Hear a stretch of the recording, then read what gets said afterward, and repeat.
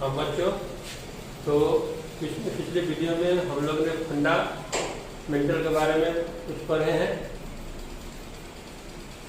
अब हम लोग पार्ट 2 में इसके सॉल्यूशन के बारे में पढ़ेंगे।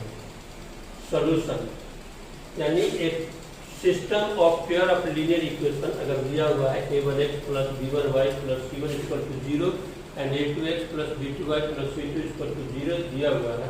अगर इस सिस्टम ऑफ इक्वेशंस का अगर सॉल्यूशन होगा तो ये सॉल्यूशन कब होगा?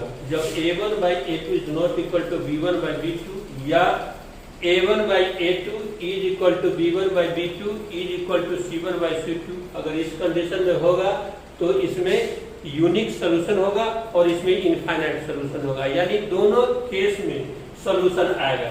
तो सॉल्यूशन आएगा तो इस सॉल्यूशन को निकालने के लिए हम लोग 4 मेथड पढ़ेंगे।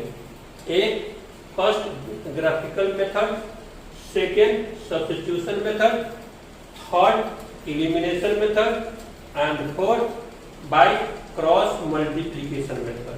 यही चारों मेथड से अगर सॉल्यूशन आता है, पॉसिबल है, तो हम लोग इसी चारों मेथड में से किसी एक को यूज करके हम इसका यूनिक सॉल्यूशन या इनफाइनाइट सॉल्यूशन निकालते हैं।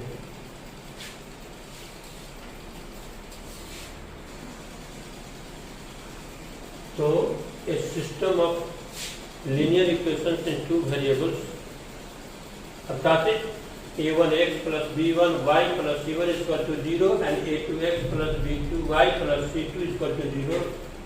अगर इसका सॉल्यूशन अगर पॉसिबल है तो इसका सॉल्यूशन सबसे पहले ग्राफिकल मेथड से कॉमन सॉल्यूशन निकालते हैं या इनफाइनाइट सॉल्यूशन निकालते हैं।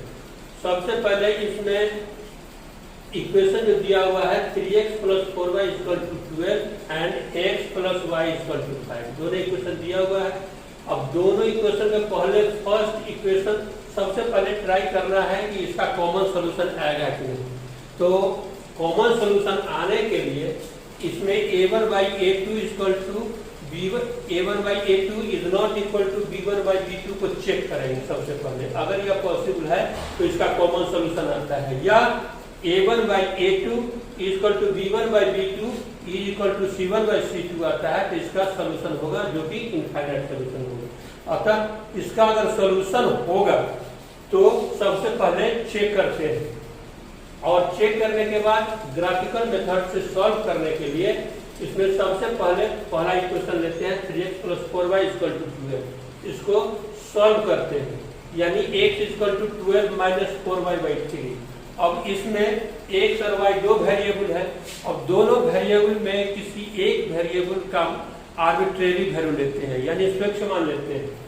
तो इसमें अगर y का मान इस इक्वेशन में, जो कि यह फर्स्ट इक्वेशन का फॉर्म है, इसमें अगर y का एक स्वेच्छ मान देते हैं अगर 0, y का स्वेच्छ मान देते हैं 0, तो x का मान कितना आता है 12 - 4 × 0, यानी 12 - 0/3।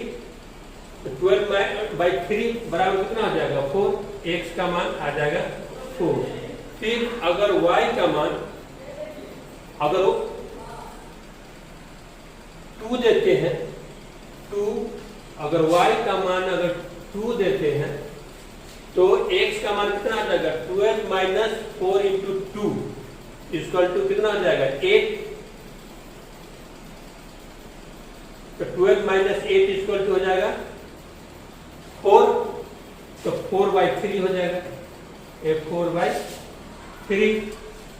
अब जब इसका 3 मान देते हैं, y का मान अगर 3 डालते हैं तो इसका मान कितना देगा 12 - 12, यानी 12 - 12/3 यानी 0/3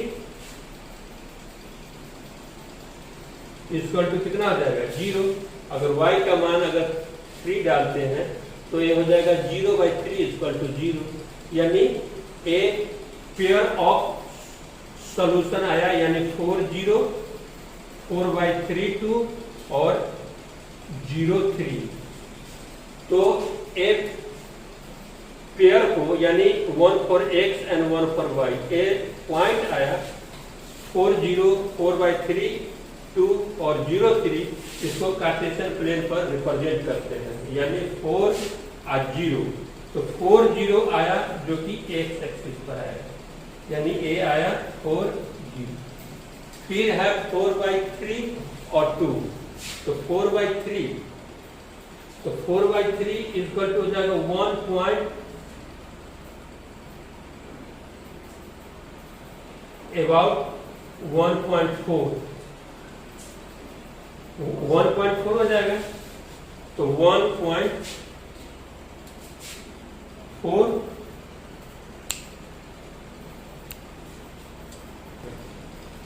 तो एक पॉइंट को रिप्रेजेंट करते हैं 4 0। तो 4 0 यानी पॉइंट जो होगा वह एक्स एक्सिस पर होगा और इसको सर्कल कर देते हैं, घेर देते हैं इसको। दूसरा पॉइंट आता है 4/3 और 0, 4/3 और 2। तो 4/3 इक्वल टू आता है 1.3। तो x का मान 1.3 यानी 1 और 2 के बीच में आता है 1.3 और y का मान कितना आता है 2। तो y का मान आता है 2, यहाँ पर इसके सामने घेरते हैं, a हो जाएगा 4/3 और 2। तीसरा पॉइंट है 0 3। तो 0 3 तो a हो जाएगा 0 और 3 जो कि y एक्सिस पर होगा। तो a पॉइंट को अगर मिला देते हैं तो a हमारा, क्योंकि यह एक्चुअली ग्राफ पेपर पर बनता है, इसलिए यहाँ पर क्योंकि एक डिस्टेंस जो होता है यह सेम डिस्टेंस पर होना चाहिए, क्योंकि यहाँ पर डिस्टेंस अलग अलग है इसलिए थोड़ा दिक्कत होता है। तो यहाँ पर 4/3 और 2 है, तो इसको फ्री हैंड से अगर पेंसिल से अगर मिला देते हैं तो यह एक स्ट्रेट लाइन बनता है और इसको ड्रॉ कर देते हैं। फिर अब दूसरा इक्वेशन लेते हैं x + y = 5। तो इस इक्वेशन को सबसे पहले सॉल्व करते हैं, यानी x = 5 - y। अब इसमें वेरिएबल दो है x और y, इसमें दोनों में से किसी एक वेरिएबल का मान आर्बिट्रेरी वैल्यू लेते हैं। जैसे पर यहाँ पर हमने y का मान स्वच्छ मान लिया है, अगर y का मान अगर 0 लेते हैं, y बराबर है 0, तो x बराबर कितना हो जाएगा 5, x बराबर 5। अगर y = अगर 1 लेते हैं, अगर y = 1 लेते हैं तो x = 5 - 1 = x बराबर 4 हो जाएगा। और फिर अगर y बराबर है 3 लेते हैं, y बराबर अगर 3 लेते हैं तो x बराबर 5 - 3 = 2 होता है। तो एक पॉइंट बना 5 0 4 1 और 2 3। अब इसी पॉइंट को इसी कार्टेशियन प्लेन में रिप्रेजेंट करेंगे। रिप्रेजेंट करने के बाद देखते हैं जो दोनों लाइन किसी एक पॉइंट पर इंटरसेक्ट करता है। ऐसे ग्राफ ड्रॉ करके देखते हैं, क्योंकि ये पॉइंट हमारा है 5 0। तो 5 0 x का मान 5 और y का मान 0, तो 5 0 कहलाया। फिर है 4 1, a हुआ 4 और 1 हुआ 1, तो a हुआ 4 1, a हुआ 4 1, a हुआ 5 0। और दूसरा पॉइंट है, तीसरा पॉइंट है 2 3, a आया 2, a आया 3, 2 3 है। अब इसको अगर ड्रॉ करते हैं, ठीक है, एक ड्रॉ करते हैं तो कहीं ना कहीं ये जाके इंटरसेक्ट करता है, और जहां पर इंटरसेक्ट करता है उस पॉइंट का कोऑर्डिनेट्स ये दोनों इक्वेशन का कॉमन सॉल्यूशन कहलाता है। और इसी ग्राफिकल मेथड से इसको सॉल्व करते हैं। जहां पर इंटरसेक्ट करेगा इसी पॉइंट का कोऑर्डिनेट जो होगा x y, यही इस दोनों इक्वेशन का कॉमन सॉल्यूशन कहलाता है। दूसरा मेथड है सब्स्टिट्यूशन मेथड। इस मेथड के द्वारा भी एक हम कॉमन सॉल्यूशन या इनफाइनाइट सॉल्यूशन निकाल सकते हैं। इस मेथड में ये दोनों इक्वेशन एक इक्वेशन है 3x + 4y = 12 एंड दूसरा इक्वेशन है x + y = 5। इसमें से दोनों इक्वेशन में कोई इक्वेशन को लेते हैं और एक वेरिएबल को दूसरे वेरिएबल में कन्वर्ट कर देते हैं। जैसे माना कि इसमें हम दूसरा इक्वेशन लेते हैं, दूसरा इक्वेशन है x + y = 5 या x = 5 - y। एक तीसरा इक्वेशन बन जाता है। जब तीसरा इक्वेशन बन जाता है x = 5 - y, अब x का मान फर्स्ट इक्वेशन में डाल देते हैं तो इसमें क्या होता है, x एलिमिनेट हो जाता है, x विलुप्त हो जाता है। जैसे 3x + 4y = 12। अब इक्वेशन थर्ड से x का मान या इक्वेशन फर्स्ट में डाल देते हैं तो डालने पर कितना आता है 3 5 - y + 4y = 12। यानी x का मान जब फर्स्ट इक्वेशन में डाल देते हैं थर्ड इक्वेशन से तो x क्या हो जाता है, x एलिमिनेट हो जाता है, x विलुप्त हो जाता है। यानी हमारा जो इक्वेशन आता है वह वन वेरिएबल में कन्वर्ट हो जाता है। जैसे इसमें x एलिमिनेट होके केवल y वेरिएबल में कन्वर्ट हो गया और इस इक्वेशन से अब y का मान निकाल लेते हैं इस तरह।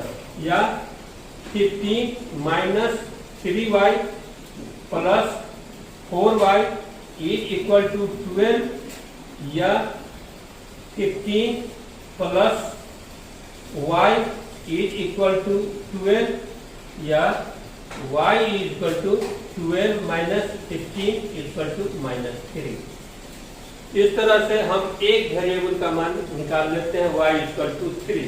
अब इस वैल्यू का मान या तो फर्स्ट में या सेकेंड में या थर्ड में, तीनों इक्वेशन में किसी एक में अगर y का मान डाल देते हैं तो हमें x का मान मिल जाता है। जैसे अब हम y का मान इक्वेशन सेकेंड में डाल देते हैं। सेकेंड इक्वेशन है x + y = 5 या x -3, क्योंकि y का मान है -3 = 5 या x = 8। यानी x = 8 और y = -3। a हमारा x का मान आया और y बराबर है -3, जो y का मान कितना है -3। और यह जो मान आया वह ये दोनों इक्वेशन का सिस्टम ऑफ इक्वेशन अर्थात a pair of linear equation का कॉमन सॉल्यूशन आता है। और कॉमन सॉल्यूशन आता है तो अगर x का मान 8 और y का मान -3 डालते हैं तो ये दोनों इक्वेशन को सेटिस्फाई करता है, यानी इसका कॉमन सॉल्यूशन होता है। जैसे हम ट्राई करके देख लेते हैं, कोई इक्वेशन ले लेते हैं फर्स्ट या सेकेंड। अगर माना कि फर्स्ट इक्वेशन लेते हैं तो फर्स्ट इक्वेशन कितना है 3x + 4y = 12।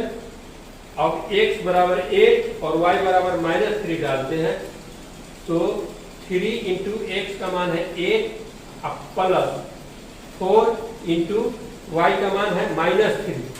-3 = कितना आता है 24 -12 = 12, जो राइट हैंड साइड के बराबर है। अतः यह जो हमारा मान है x = 8 y = -3, यह फर्स्ट इक्वेशन को सेटिस्फाई करता है। उसी तरह से अगर x का मान 8 और y का मान -3 अगर सेकेंड इक्वेशन में डालते हैं तो इसका वैल्यू कितना आता है, वह 5 आएगा ही, यानी वह सेटिस्फाई करता है। अर्थात ये दोनों इक्वेशन का एक कॉमन सॉल्यूशन 8 और -3 आता है।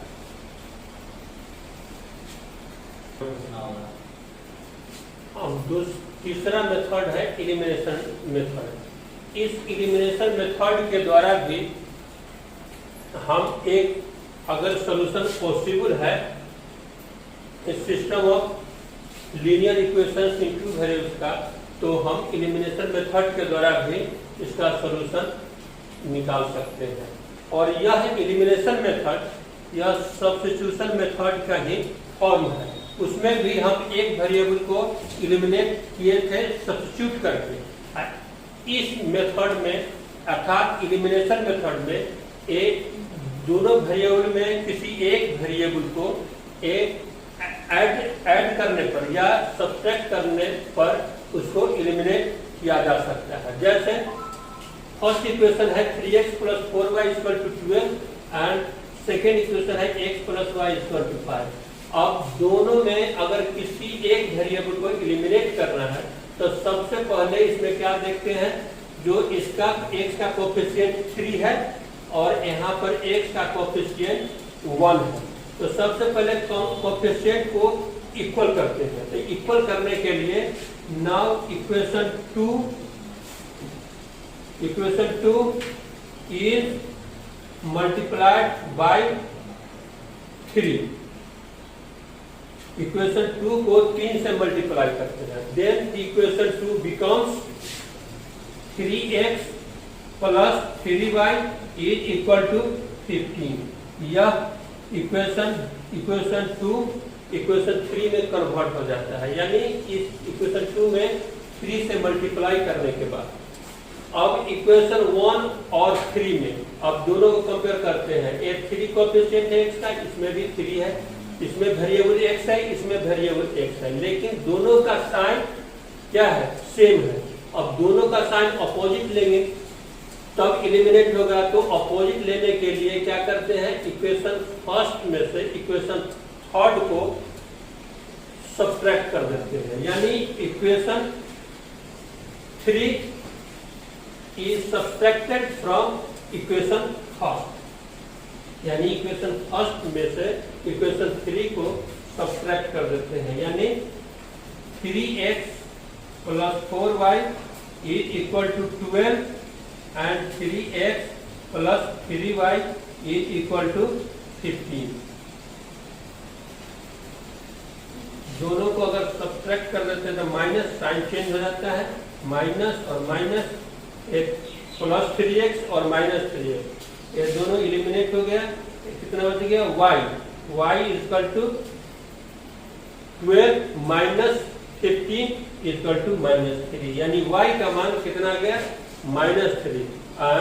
Now substituting the value of y = -3 in either equation first या सेकेंड, यानी इक्वेशन फर्स्ट या सेकेंड में y का मान जो आया है -3, यह डाल देने पर x का मान निकल जाता है।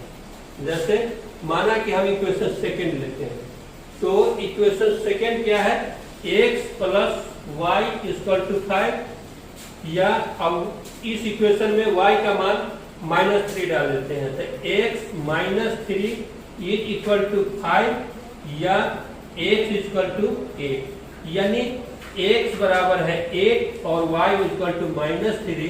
ये हमारा लीनियर इक्वेशंस यानी 3x + 4y = 12 और x + y = 5 का सॉल्यूशन आता है। यानी अगर दोनों इक्वेशन को सेम कार्टेशियन प्लेन में ड्रॉ करते हैं तो दोनों इक्वेशन का लाइन एक पॉइंट पर जिसका कोऑर्डिनेट होगा 8 और -3 उस पर इंटरसेक्ट करता है, तो उस पॉइंट का कोऑर्डिनेट्स 8 - 3 आता है और यही इसका कॉमन सॉल्यूशन कहलाता है।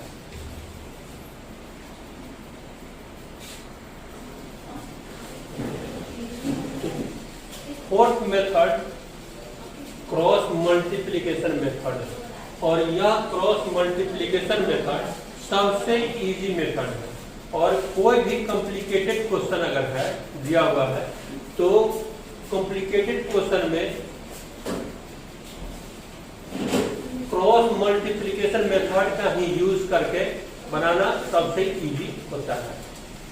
और इसका मेथड हम बताते हैं कि कैसे इस मेथड के द्वारा सॉल्व किया जाता है। तो सबसे पहले a system of linear equations in two variables दिया हुआ है, यानी 3x + 4y = 12 and x + y = 5 है। तो सबसे पहले फर्स्ट इक्वेशन फर्स्ट जो है इसको इस ax + by + c = 0 के फॉर्म में सबसे पहले लिखते हैं, यानी इस इक्वेशन को 3x plus 4y minus 12 is equal to 0, यानी ax plus by plus c के रूप में इसको लिखते हैं। फिर दूसरे इक्वेशन को, यानी दूसरा equation x plus y equal to 5 है, इसको भी ax plus by plus c equal to 0 के रूप में लिखते हैं। यानी इस इक्वेशन को x plus y minus 5 equal to 0 इस फॉर्म में सबसे पहले कन्वर्ट कर देते हैं। ठीक है, अब इसमें वेरिएबल कितना है? 2, तो 2 वेरिएबल है, तो इस मेथड से बनाने के लिए सबसे पहले जो 2 वेरिएबल है इसमें लिखते हैं x by is equal to y by, क्योंकि 2 ही वेरिएबल है इसलिए 2 ही वेरिएबल लिया गया है। और तीसरा क्या है? कांस्टेंट, तो कांस्टेंट यानी कांस्टेंट की जगह पर 1 डाल देते हैं।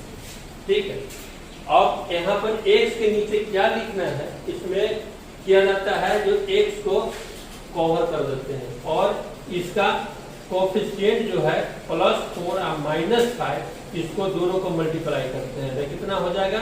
-20। 4 इंटू -5 इक्वल टू -20 और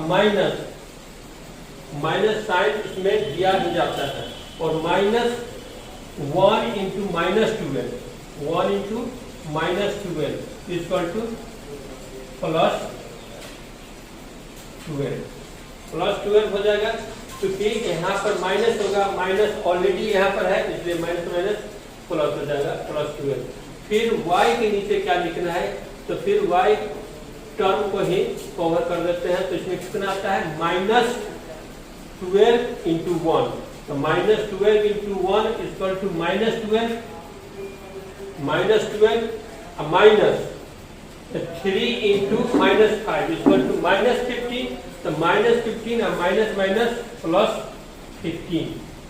फिर 1, तो कांस्टेंट टर्म को ढक देते हैं और इसमें 3 इंटू 1, y का कोएफिशिएंट कितना है? 1, तो 3 इंटू 1 यानी 3 माइनस 1 इंटू 4 कितना हो जाएगा? 4, ये हो जाएगा 4। ठीक है, इस तरह से x के नीचे लिखते हैं, इस तरह से y के नीचे लिखते हैं और इस तरह कांस्टेंट टर्म के नीचे लिखते हैं। फिर से एक बार अगर x के नीचे लिखना है तो x को कवर कर देते हैं और डायगोनली जो भी कोएफिशिएंट है y का या कांस्टेंट टर्म का, ये दोनों को मल्टीप्लाई कर देते हैं, यानी +4 और -5 दैट इज -20। और फिर यहाँ से आ जाते हैं माइनस y, यानी इसका कोएफिशिएंट 1 है, तो 1 इंटू -12 इक्वल टू -12, तो -12 यहाँ ऑलरेडी माइनस है, तो माइनस माइनस +12 हो जाता है।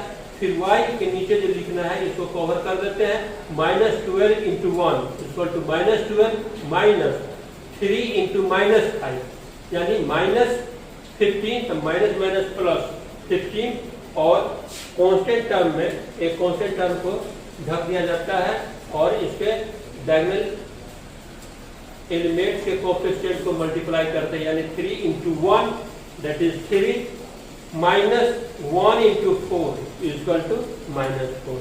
अब this is called first ratio, this is called second ratio and this is called third ratio. Therefore from first and third ratio, first x by -20 plus 12 is equal to 1 by 3 minus 4, या x by -8 -20 plus 12 equal to -8 is equal to 1 by -1, therefore x is equal to 8, x is equal to 8 and from second and third ratio, second and third ratio,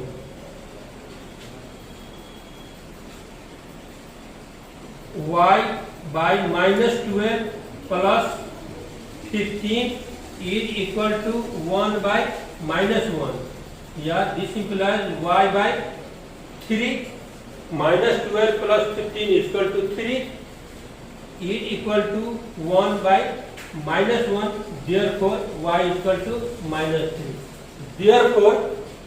Therefore x is equal to 8 and y is equal to minus 3 is a common solution of a pair of linear equations into variables. That is 3x plus 4y is equal to 12 and x plus y is equal to 5, which is a common solution of a pair of linear equations into variables. It means if we draw the graph of equation first and also equation second, the graph will intersect at any point, then the coordinates of that point will be 8 and minus 3, that is the coordinates of that point. Thank you.